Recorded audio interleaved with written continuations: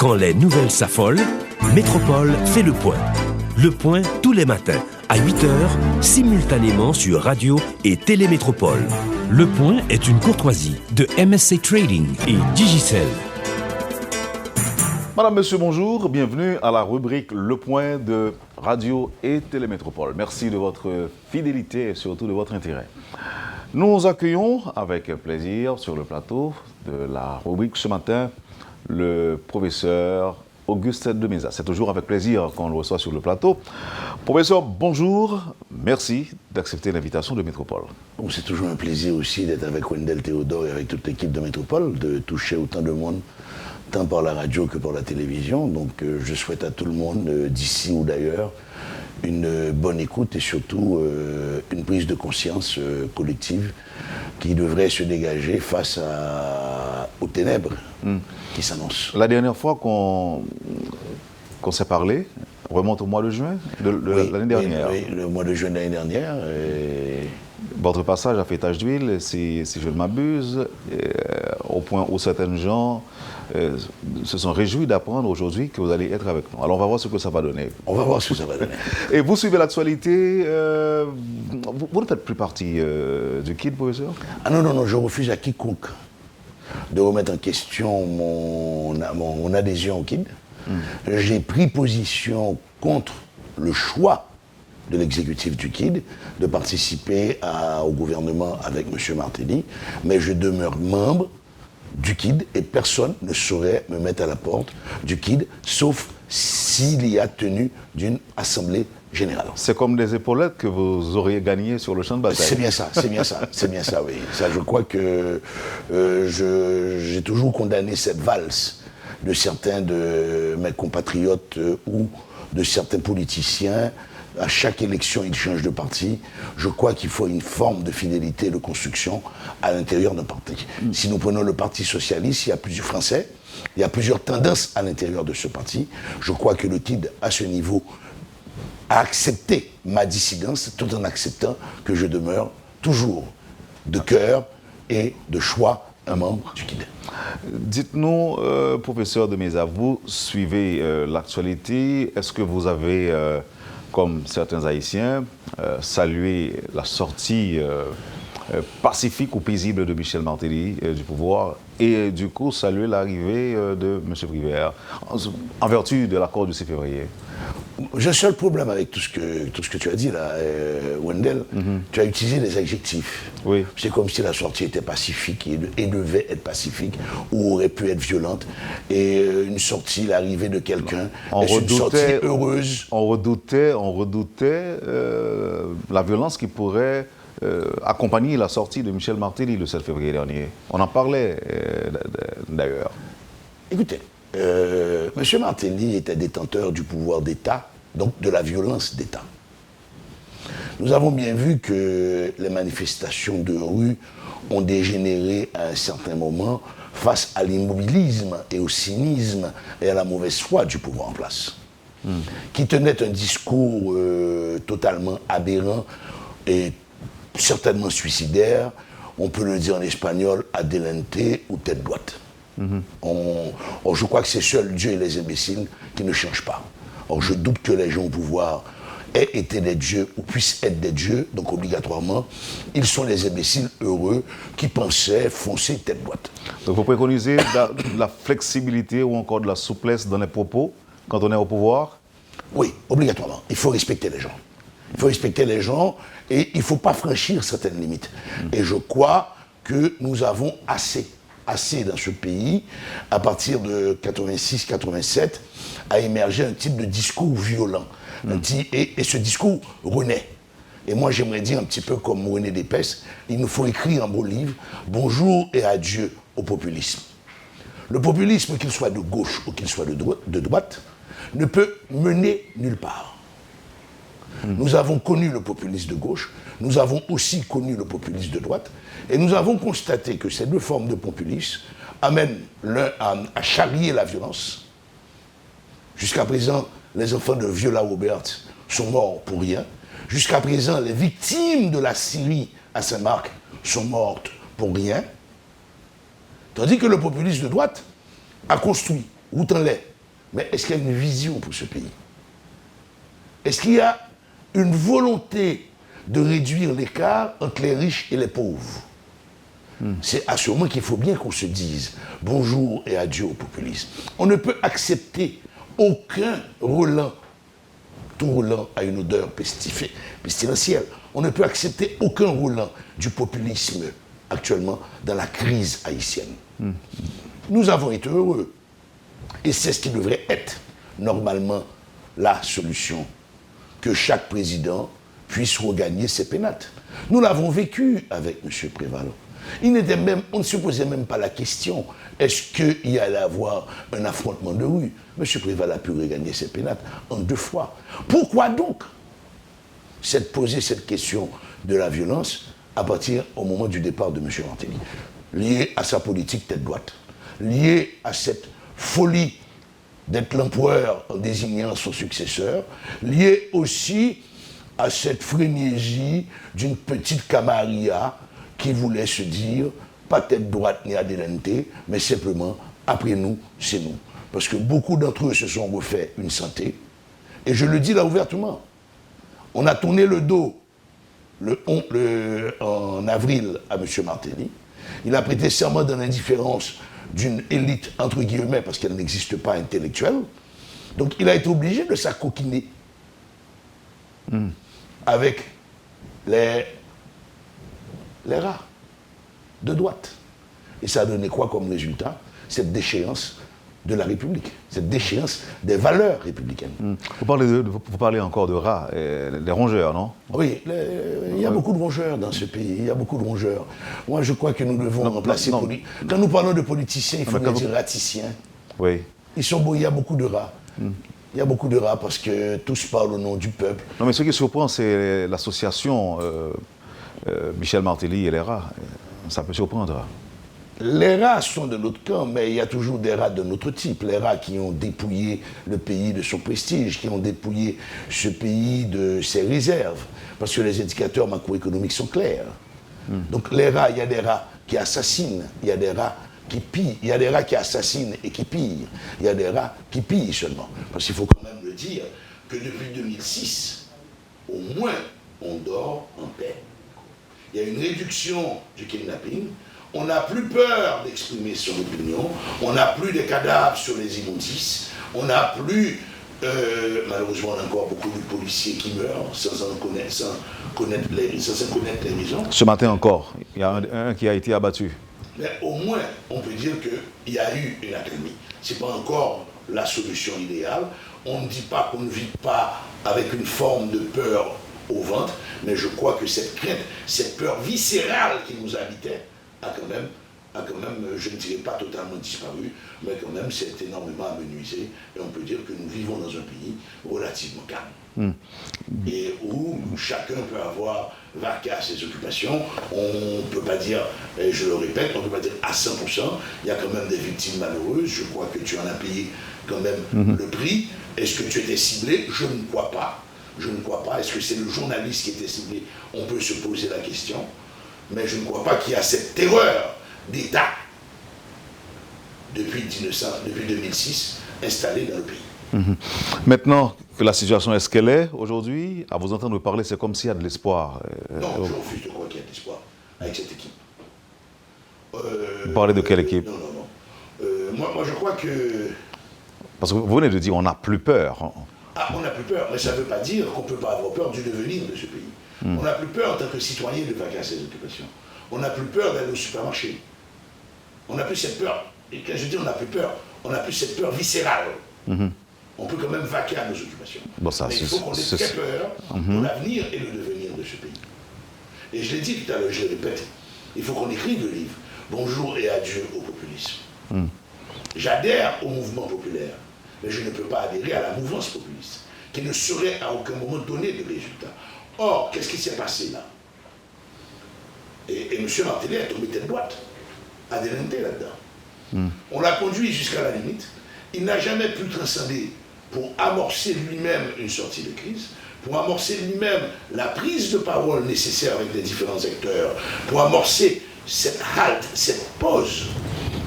Et le renard a débarqué et a parlé au corbeau Martelly, tenant dans son bec un fromage. Quelles sont les garanties constitutionnelles dont jouit M. Martelly en tant qu'ancien président actuellement? Et on le constate. Toute son armada de porte-parole, De conseiller. fédère, monte au créneau pour dénoncer l'accord même que le président Martelly a signé.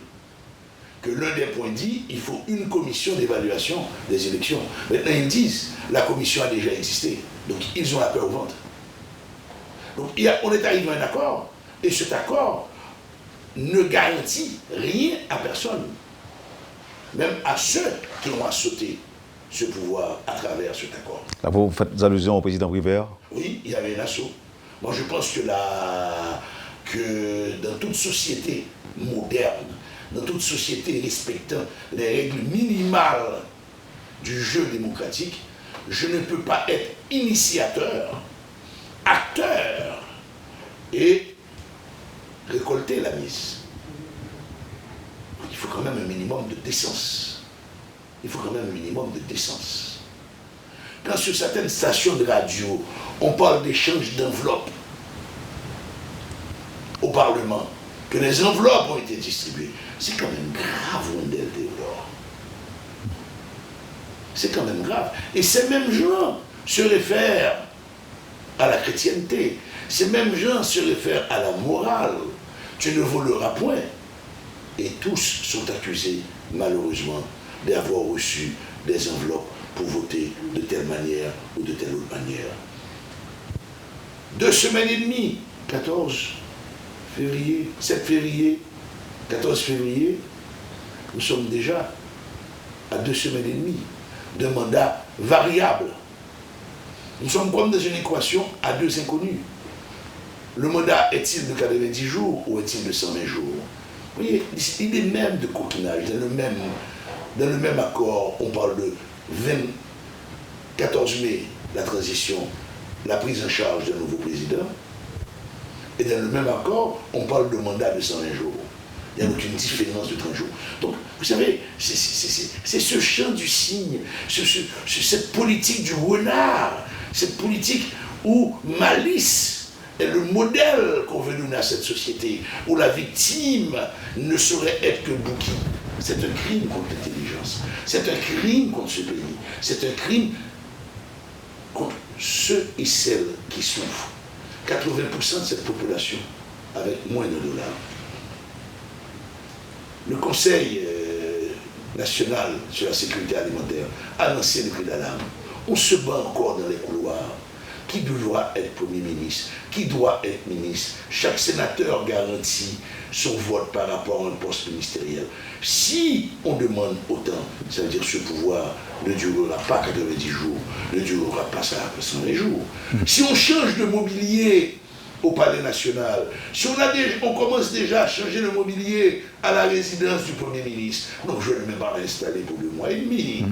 Si le Premier ministre actuel a un mandat de 90 jours, pourquoi changer le mobilier? Ça veut dire que je vais m'installer pour longtemps. Est-ce que je peux louer... Non, mais alors, il y a d'autres questions qu'on peut se poser aussi, professeur, mais on aura à revenir un peu plus tard avec ces questions. On va essayer d'observer la pause. Par exemple, en guise de question qu'on peut se poser aujourd'hui, est-ce que c'est possible d'organiser des élections aujourd'hui, dans 90 jours ou encore dans 120 jours? C'est un leurre. Pour moi, la problématique réelle, ce n'est pas d'organiser ou de ne pas organiser des élections. C'est de faire le bilan de cette chose. Je vous offrirai la possibilité d'élaborer davantage après la pause. Merci. Vous suivez, madame, monsieur, la rubrique Le Point de Radio et Télémétropole. Notre invité ce matin, Augustin Demeza. Merci de votre intérêt. On vous revient tout de suite après la pause. Le Point est une courtoisie de MSC Trading et Digicel. Merci, madame, monsieur, de votre intérêt. Vous suivez la rubrique Le Point de Radio et Télémétropole. Professeur Demeza avec nous aujourd'hui et la commenter actualité. Est-ce que c'est possible de tenir des élections dans 90 jours ou dans 120 jours? Moi, pour moi, la question m'a posé d'une autre manière. Est-ce que nous obliger Québec élection tout de suite pour nous connaître que nous allons côté encore bon farce? Est-ce qu'il ne faut pas faire une pause sur l'image pour nous poser des questions essentielles et fondamentales? Pas un conseil électoral qui n'est pas de sujet à scandale. Le moins scandaleux, c'est le conseil électoral 90. Là. Malgré tout, la majorité de membres, tu as joué une récompense, tu as vu nommé ministre, tu as vu nommé ambassadeur. Ça qui met ton suspicion sous tête.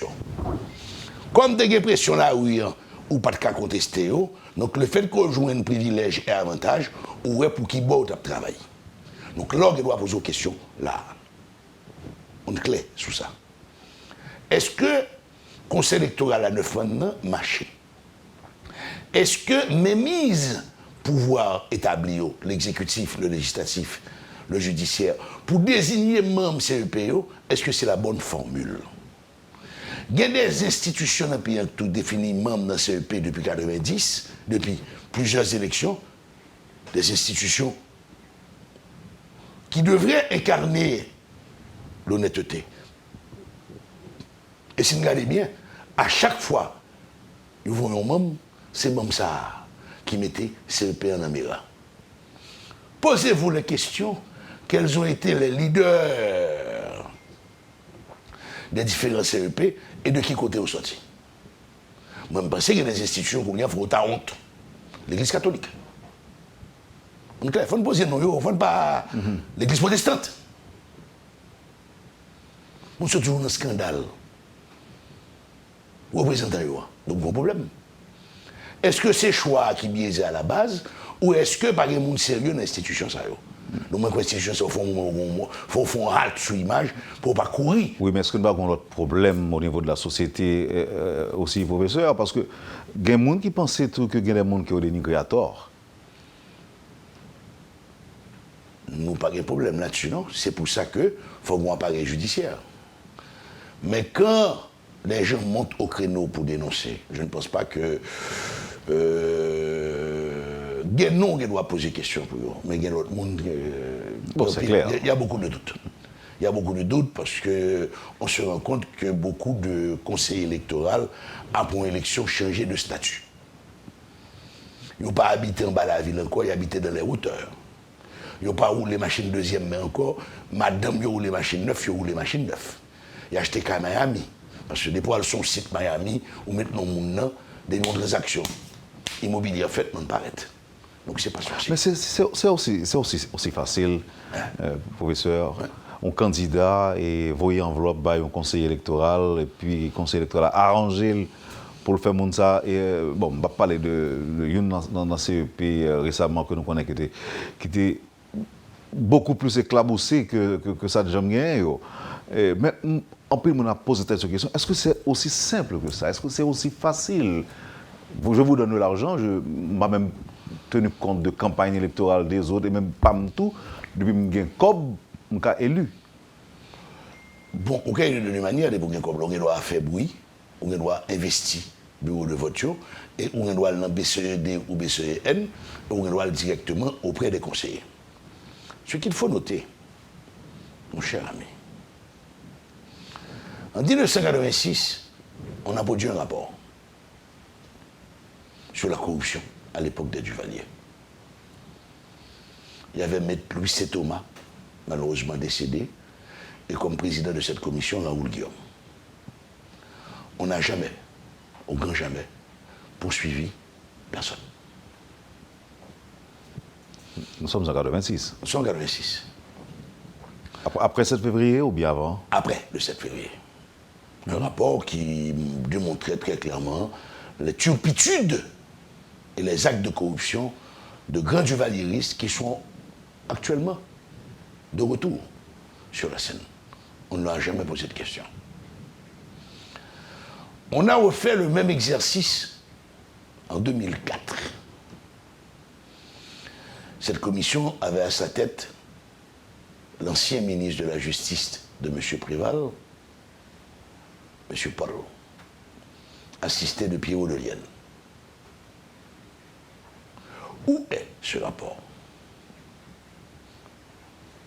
On demande encore qu'il y ait une commission administrative pour évaluer les dégâts de M. Mantegné.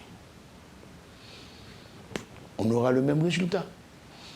Il y aura plusieurs, peut-être centaines de pages, mais aucune mesure punitive ne sera prise. Mais, Wendell Théodore, il y a 2 grands défauts à ne pas avoir dans ce pays. Lesquels? Ce qu'on lit bien, ça c'est première, et le corollaire, c'est honnête.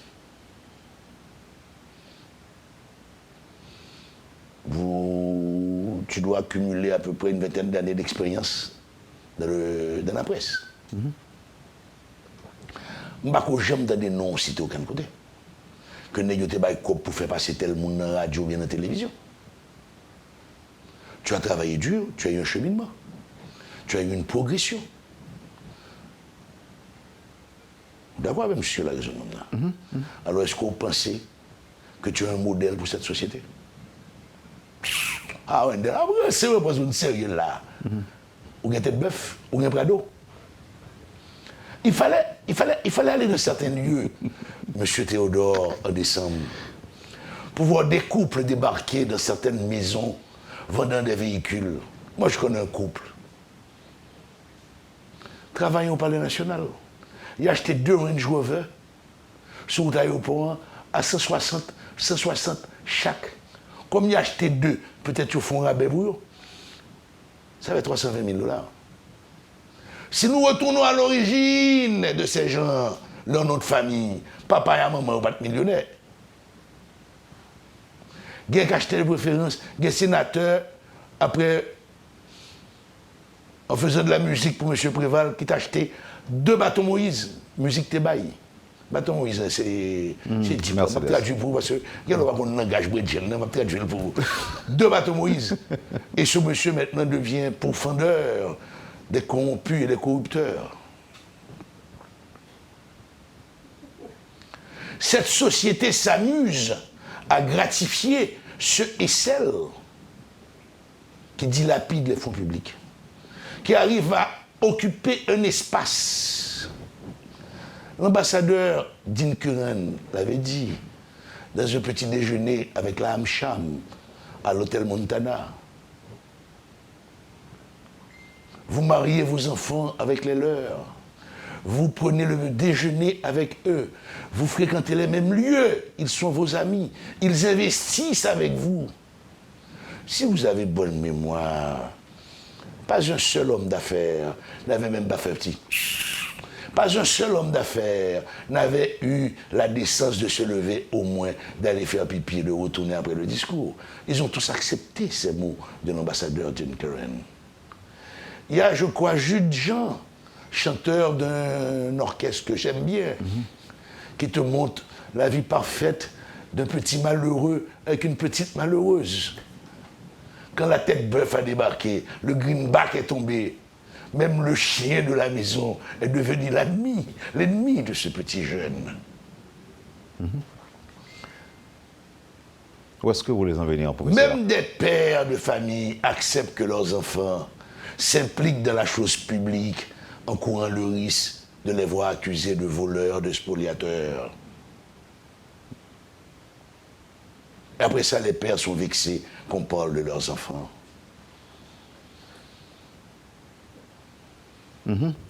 Avec une société où le vol vaut la Volvo. Et ça a débuté avec le procès des thèmes. Après le procès des thèmes, Jean-Claude Duvalier avait offert aux différents protagonistes une Volvo. Et on avait conclu, la malice populaire haïtienne avait conclu, le vol vaut la Volvo. Quand je fais un coup, je m'achète une petite Honda. Je dois faire un deuxième coup, parce que la Honda ne va pas rester à la mode tout le temps. Il faut que j'achète un tête-bœuf. Il faut que j'achète une Prado. Il faut que j'achète une Mercedes. Donc je suis en situation de corrompu en permanence. Maintenant, que faire? Comment sortir de cette situation? On avance la fantastique somme de 5 millions de dollars américains pour ce que nous avons vu, assister, impassible, au Parlement, Il y a des leaders politiques. Je n'ai pas trop bien compris, professeur. On parle de 5 millions de dollars qui ont changé de main pour faire cette farce au Parlement, à l'Assemblée nationale, le 13 février. Le 13 février. 14 Oui, 13 février. De la nuit du 13 au 14. 5 millions de dollars. Oui, qui ont changé de main.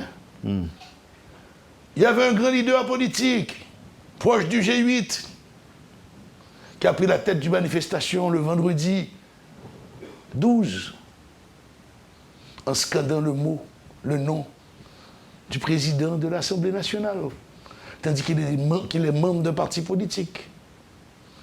Et les six étaient annonciateurs. Il y en a un autre qui s'est présenté à la télévision, avec derrière lui la photo du président Aristide. Donc on pressentait déjà qu'il allait devenir président. On l'a vu venir, on a refusé de l'accepter. On a eu les pauses, les sous-pauses, les dépauses, les repauses lors de la séance. Les télévisions n'étaient pas admises. Mais qu'est-ce qui se tramait à l'intérieur de tout ça? La majorité des commentateurs politiques, pas vous ne dites pas, dans certaines radios, disent carrément combien d'argent chaque député, chaque sénateur va le recevoir là. Quand il y a ça comme image, comme perception de père conscrit, soit nos sénateurs dans tout pays, sont pas sérieux. On a vilipendé l'image là. Alors, sortez là, pas qu'à mener aucun côté. Vous avez passé 10 jours à consulter, mais vous aviez dans la poche de votre chemise le nom déjà de votre Premier ministre. Ceux qui ont été encore d'esprit, excusez-moi, ou te compte très bien que le président privé avait déjà le nom de son Premier ministre. N'a qu'à déposer pièce. Le 12 de la soirée février, un parti emblématique était en réunion chez l'ex-président Martelly pour recevoir l'appui pour le faire au monde passé comme... Écoutez, c'est ça le problème. Ça me dit que je suis fier d'être membre du KID et personne ne peut pas mettre dehors dans le KID, sauf en assemblée là. En assemblée générale. Même Evans Paul? Il n'est pas capable. Parce que le statut dit pour mettre un membre dehors, il faut qu'il y ait l'assemblée générale et aucun droit de défendre nous. Ils ont changé parti, ils ont voulu. Ils ont voté côté Ovlé. Et je crois que le sénateur Richer l'a dit hier. Lui qui vit ça chaque jour. Il dit le vote est volatile, comme les terres. Qu'est-ce qui rend ce vote volatile? Le discours, la déclaration de politique générale du Premier ministre? La vision de développement du président? Ou l'enveloppe? Les négociations, on vous dira. Les négociations. Ou bien le partage des responsabilités. Oh, oui, à chaque fois qu'on prend une décision malencontreuse pour le devenir de ce pays, la majorité des députés et des sénateurs se gaussent à la radio pour dire que nous sommes des hommes d'État. Et en tant qu'hommes d'État, nous devons prendre la décision. Mais je constate qu'après chaque décision, le statut financier de cet homme d'État connaît une légère ou une profonde fluctuation. Fluctuation à la baisse ou à la hausse? À la hausse. La question qu'il faut se poser maintenant, quels sont les vrais problèmes de cette société? Vous les connaissez? Vous les avez identifiés? Je crois que les indicateurs macroéconomiques... Vous avez parlé de la corruption qui pourrait être... Non, moi je crois que la première crise d'Haïti est une crise morale, une crise éthique. Comme l'impunité est la règle, personne n'est jugé, personne n'est condamné. Moi, personnellement, je décidé dans la vie, je ne peux pas chiter avec eux. Ni pour me manger, ni pour me discuter, ni pour me prouver. Je ne décider dans la vie, je ne peux pas bailler la main. Ces gens ont fait trop de tort à mon pays. Nous-mêmes, nous recevons ça, même côté, tout côté. Tout côté. Si nous prenons le salaire d'un député, où est qu'il y a la boule? Un peu là, habiter la boule, parce que c'était leur rêve, c'était leur fantasme. Laisser le centre-ville pour aller en hauteur, pour dominer Port-au-Prince. Non, mais vous parlez de députés. Avec sénateur tout. Il n'y a pas beaucoup de députés quand même à Port-au-Prince. Quand vous parlez de... Oh, la majorité d'entre eux n'ont plus rien en province. Tous les biens accumulés sont à Port-au-Prince. Que ce soit Delma 75, Delma 83, en général, les biens accumulés restent à Port-au-Prince, ils n'investissent pas chez eux. Rares sont ceux qui ont encore la capacité de retourner chez eux. Donc, nous avons fait des punités à partir de ce moment, nègre arrivé, les ben, Bruxelles va prendre quoi blanc. Alors, on nous pose une question, les 80% qui crèvent de faim, plus les 15% de la classe moyenne, parce qu'on est clair, même très honnête, l'homme qu'on achète un yogourt, l'homme fait tourner en Haïti à 2 gouttes et demi. Actuellement, même yogourt là, 45 gouttes. On doit dire que le yogourt n'est pas obligatoire, que je prends un cassant, pas de problème. Mais à l'âge, moi, petit bouche moins bon.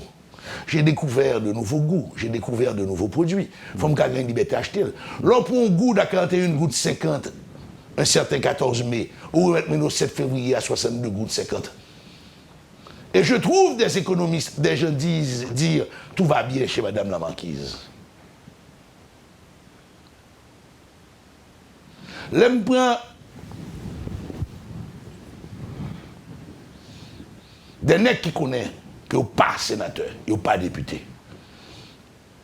Soit pas dossier personnel, vous pas même un droit candidat. Ou pas de corruption. Vous jouez un certificat de bonne vie et mœurs. Tous les Haïtiens ont droit à un certificat de bonne vie et mœurs. Faites sauver dans le pays. Ou même au Parlement il faut passer misère. Mais il y a des gens au Parlement qui savent très bien qu'ils n'auraient jamais dû être là. Non seulement, ils sont là, ils sont élus et sur une grande caisse. Pour retourner à la sempiternelle question, est-ce qu'on doit avoir des élections? Moi, personnellement, je dirais qu'il est temps de faire une pause et de mettre de l'ordre. Est-ce que ça veut dire... Il nous faut cette conférence nationale. Un moment, voilà, quand on parle de conférence nationale, est-ce que ça veut dire nous devons profiter de transition ça pour nous régler tout, pour nous adresser? Non, pas de transition. Non, mais écoutez... Non, je suis contre la théorie de la transitologie. Elle n'a apporté que la misère dans tous les pays de l'Amérique latine et de la Caraïbe, et de l'Amérique centrale en particulier. Oui, mais qui leur parle faire Moi, je me parlais d'un gouvernement provisoire avec un cahier de route bien déterminé. Oh, ok, mais je fais la différence entre le gouvernement de transition et un gouvernement provisoire. Le gouvernement provisoire a un mandat très clair et doit conduire le pays, tant au niveau politique, économique, social, environnemental, vers un chemin et arriver à élaborer une vision commune à travers la conférence nationale. Et le gouvernement de transition peut être un gouvernement élu ou bien avec un président élu? Non, on ne peut pas avoir une conférence nationale avec un président élu. C'est avant qu'on doit l'avoir? Avant. Pourquoi? C'est la tradition, c'est la norme, parce qu'un président élu a déjà un document sur lequel un document qu'il doit respecter, c'est la Constitution. Non, mais Or, dans le cadre d'une conférence nationale, la Constitution, dans ses détails, est mise en veilleuse, mais dans ses fondements, n'est pas mise en veilleuse. Oui, mais est-ce que un président, par exemple, en campagne électorale, il ne peut pas promettre ça? Il dit il y aura cette conférence nationale. Oui, mais il doit faire. Une fois que m'élu, m'a fait. Mais c'est que ça va remettre en question beaucoup de choses. Parce que cette conférence nationale peut remettre en question la Constitution, les choix constitutionnels qui ont été faits. Depuis 20 ans de journaliste, combien de conseils communaux qui duraient plus qu'un an, à 3 membres? Avant un an fini, le magistrat principal seulement qui fait des faits tout ce qu'il veut. Donc c'est un échec. Il y a toujours divisé, il y a toujours une lutte entre eux. Le conseil électoral de 9 membres nous rend très compte que le conseil local finalement ça pas marché. Donc, là, il y a toujours un ou deux où le scandale arrive. Donc là, il faut que nous redéfinissons mode de fonctionnement, non? Mode de fonctionnement. Et quand je parle de conférence nationale, ce n'est pas d'arriver à Port-au-Prince, comme l'amendement fait par le président Préval avec M. Moïse, que je regrette que M. Moïse ait fait comme ça, que je un beau salon les contextes. On réforme, on révision constitutionnelle en conférence nationale, il faut qu'il y ait des assemblées communales. Et que tous les groupes organisés de la société peuvent venir témoigner pour dire ce qu'ils veulent. Et c'est là seulement. On ne l'a pas fait en 86. Malheureusement, parce que il y a un groupe qui devait prendre le pouvoir coûte que coûte. Donc on n'a pas posé les sous-bassements d'une société nouvelle en 86. Il y a eu simplement cette guerre, cette lutte, cette bataille rangée pour s'approprier du pouvoir. Et ça nous a donné ça. Mais il y a un proverbe qui dit qu'il embrasse trop mal les trains. Est-ce que je vous dis, à penser, c'est le moment? Moi, je retourne avec la question. Est-ce que c'est le moment opportun pour nous adresser ces problèmes qui t'a parlé à jour soulevé à ensemble de priorités que le gouvernement ça lui-même les gagne. On prend 2 exemples. 1930, la dictature s'installe après le départ des Américains. 1986, la fin de la dictature, la fin d'un cycle de près de 60 ans, le cycle de Kondratiev. Là, nous venons de vivre 30 ans de populisme, de droite et de gauche. Ça a commencé avec la droite. Parce que le premier populiste haïtien a été le général Henri Nafi, en lançant son fameux slogan, rempli de conséquences, chargé d'ondes négatives, boche démocratique. Depuis lors, nous étions dans le populisme. Et nous avons continué, nous avons sombré. Non, mais est-ce que. Non, c'était un contexte. Et depuis lors. Non, c'était un contexte. C'est du populisme pur et simple. Et à partir de là, ce pays a été dirigé, et est encore dirigé par un ensemble de slogans. Rochetan de l'eau, par le Rochetan soleil, mousson avec banane, origine, mais pas qu'à condamner. Voilà les discours de nos politiciens, avec des slogans fallacieux, parce qu'ils savent très bien à quel niveau ils se situent. Ils savent très bien à quel niveau ils se situent. Par exemple, on a une politique qui passe là, qui sont plus pauvres et qui sont dans le même état d'entrée. Ils sont plus bons. Par contre, quand on regarde la majorité de la population... Mais pour avoir servi au moins la nation. Pas de problème. Mais par contre, le nombre de monde qui vivent dans la misère tout augmenté. Le nombre de monde qui vivent dans la misère augmenté. Et chaque type de gouvernement populiste, bon se pète pas yo. C'est-à-dire Chaque bon se pète pas yo. Chaque bon type de tueur pas yo. Chaque bon type de monde qui a violé droit monde. Alors, on se souvient de Bossuet, mais on oublie ceux qui ont traversé ces 30 ans, qui ont tué, qui ont pillé, et qui ont avili les jeunes. Donc je crois que la société haïtienne a besoin d'une pause. Il y a une petite phrase au niveau du baccalauréat haïtien, quand j'étais élève, qu'on posait comme dissertation. La révolution est impossible quand les classes d'en haut ne peuvent plus et les classes d'en bas ne veulent plus. Le gros problème de ce pays, ceux d'en bas, pas qu'à Dieu parler encore. Pas qu'on ait moyen pour le dire là. Mais on dit dans la rue chaque jour, non? Ah, ils disent dans la rue, mais on ne pas exprimer. Parce que une fois que mon peuple à travers le monde accepter en situation aussi duelle, en situation aussi difficile, la pleine misère, la pleine gangoule, mais le pas qu'à fouti, fait des choix rationnels. 80% ça, t'es fait choix rationnel là, en 1804. Il t'a fait un choix rationnel en 1930 pour te dire non à certaines formes d'ignominie. Mais c'est quand que la population ça arrive en côté, il est essoufflé. Il n'y a pas d'espoir encore. Espoir c'est Brésil, espoir c'est bateau, espoir c'est bataille, espoir c'est curaçao, espoir c'est Bahamas pour chien à courir derrière. Mais le pas qu'à faire mouvement ça dans le pays pour dire non, mais qu'à être charge moi. Mais ça me plaît. Et ça quand yo connaît pas qu'à continuer à diriger comme ça.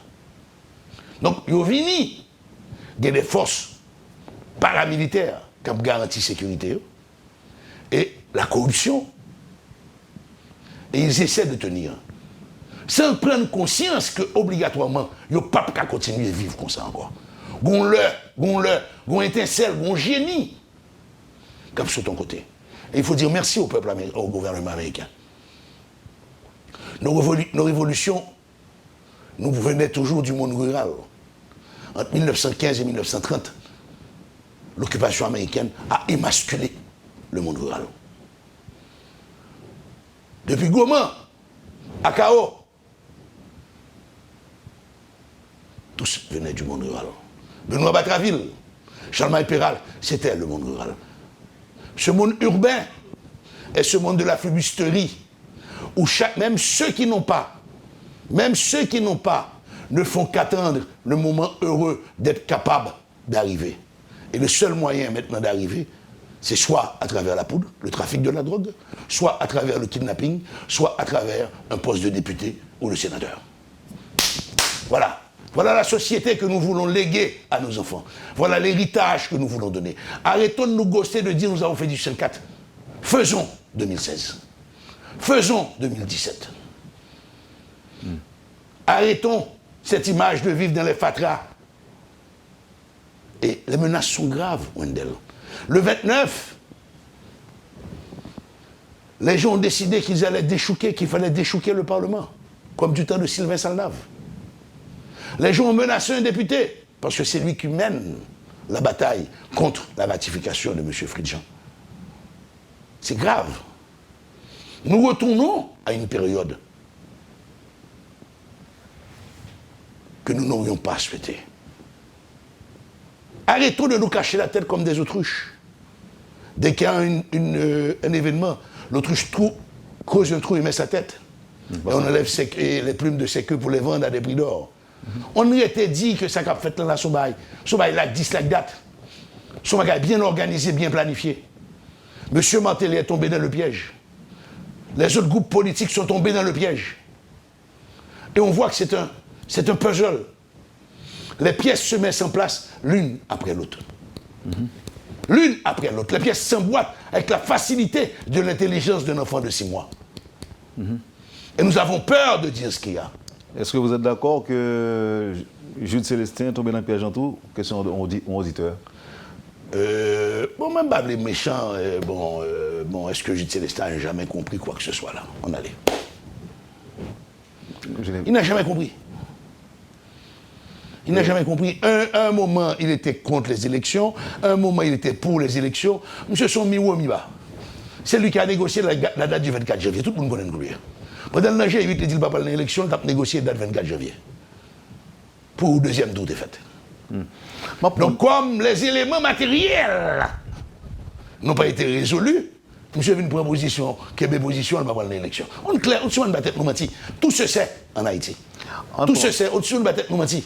On prend un dernier point pour nous finir, parce qu'on a déjà débordé. Oui, malheureusement.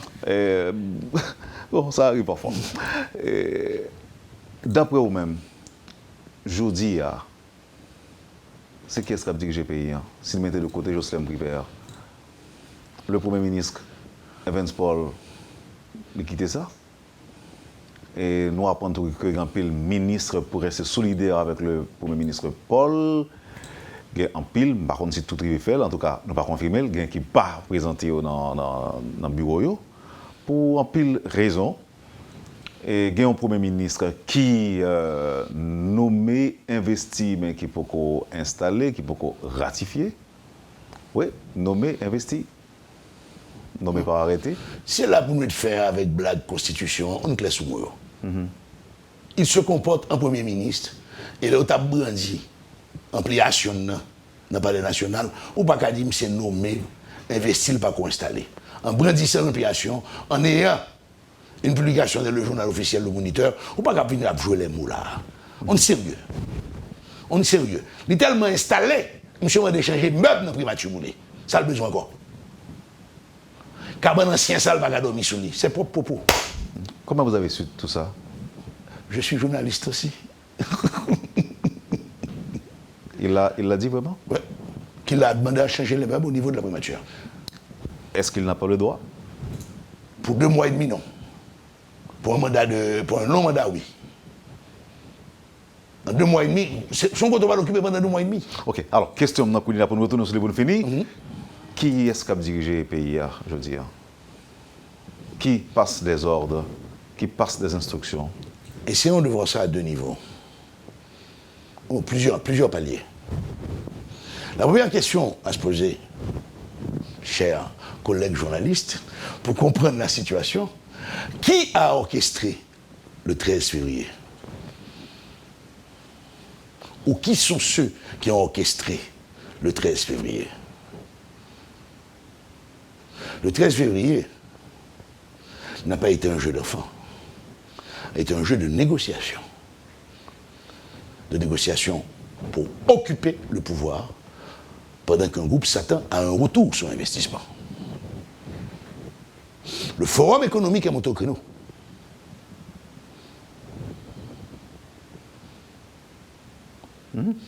Monsieur Martelly a essayé, en présentant un candidat, colmater les brèches.